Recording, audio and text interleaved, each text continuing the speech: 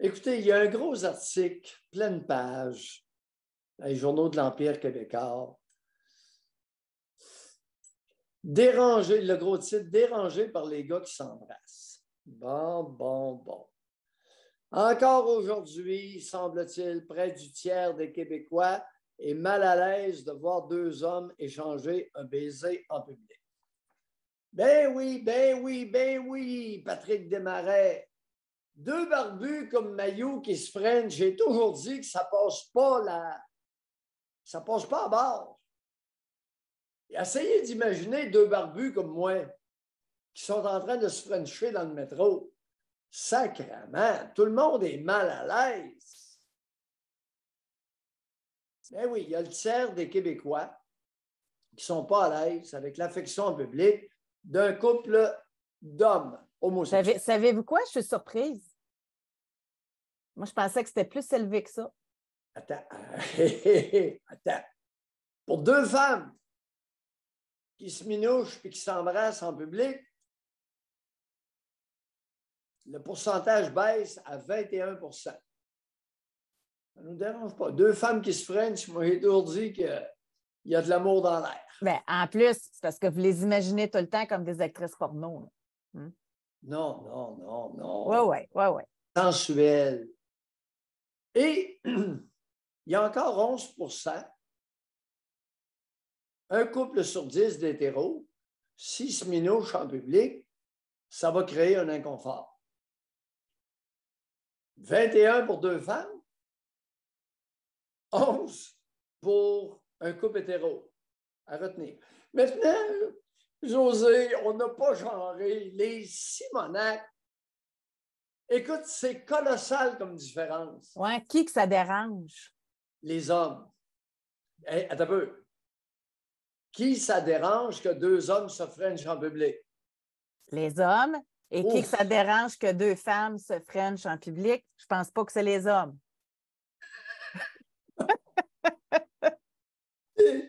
Oui, là, il y a quelqu'un, il y a un sexologue qui déplore que 20 ans après la reconnaissance des mariages homosexuels, on ne soit pas plus avancé. Ça m'étonne qu'elle n'ait pas posé la question. Deux drag queens qui se frenchent, ça dérange-tu du monde? Écoute, Premier ministre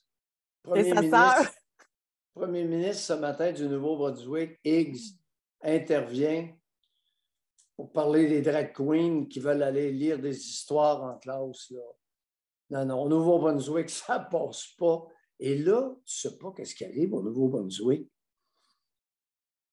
Là, Higgs s'en est mêlé. Le premier ministre du Nouveau-Brunswick s'en est mêlé. Peux-tu croire que des écoles qui ne veulent pas dévoiler aux parents les troubles d'identité de genre de leurs enfants? Autrement dit, il y a des petits gars qui arrivent à l'école puis s'habillent en petites filles. Est-ce que l'école est tenue de dévoiler ça aux parents? Higgs intervient et dit « Hey, les enfants, c'est la responsabilité des parents, là.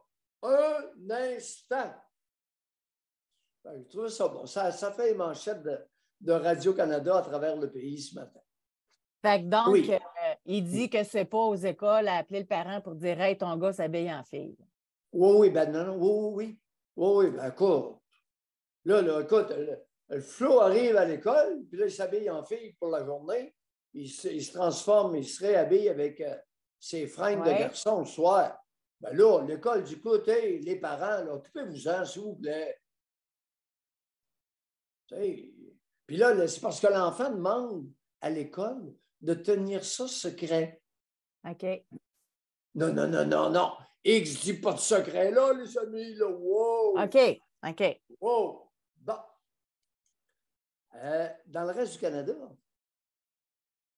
40 % des Canadiens sont incommodés, sont mal à l'aise de voir deux hommes qui se frenchent. En Alberta, 50 %. Les Albertains, les barbus qui se frenchent, là, ça ne passe pas là-bas. Alors, tout ça pour vous dire que l'homosexualité chez les hommes, c'est une variation de la nature, mais c'est une variation qui Dérange. fait avaler la gomme de travers à beaucoup d'hommes. Hey, mais moi, Alors, j'ai s'il vous entendu plaît. une histoire récemment, la semaine passée, je me suis fait raconter ça. OK? Oui. C'est un jeune dans la vingtaine. Lui, il a attendu, tu sais, après le secondaire, pour faire son coming out. Puis là, bon, déjà, son père et sa mère, ils n'ont pas bien pris ça au départ. Puis par la suite, ils l'ont accepté. Puis là, ben, c'était le temps il y avait une activité familiale. Puis là, il est arrivé avec son chum. Puis son grand-père était là. Ça fait que là, il se disait, si mon père et ma mère n'acceptent pas ça, comment ça va se passer avec mon grand-père qui a 88 ans, tu sais? Fait que là, il arrive tout seul avec en premier. Il dit, bon, là, grand-papa, là, il faut que je te dise, là, j'ai un chum. Là, son grand-père, il dit, OK, ça veut dire que deux gars ensemble, c'est qui fait la vaisselle? Ça a été juste ça, sa réaction. Il va y avoir toutes sortes de réactions. Il va en avoir toutes sortes, mais s'il vous plaît, on est en 2023, là. Alors, Hugo Duchesne, quand tu fais un article, demande le genrage. Parce que le genrage nous instruit davantage des réactions dans la collectivité. C'est instructif. Ce n'est pas seulement informatif, c'est instructif. Je suis un peu écœuré qu'on nous fonde tout le temps ensemble. Ce n'est pas vrai. Tout le monde sait que deux barbus qui se frenchent, les hommes vont avoir des maudites réactions. Les femmes, très peu. La différence est colossale. Ben oui, mais dites-le.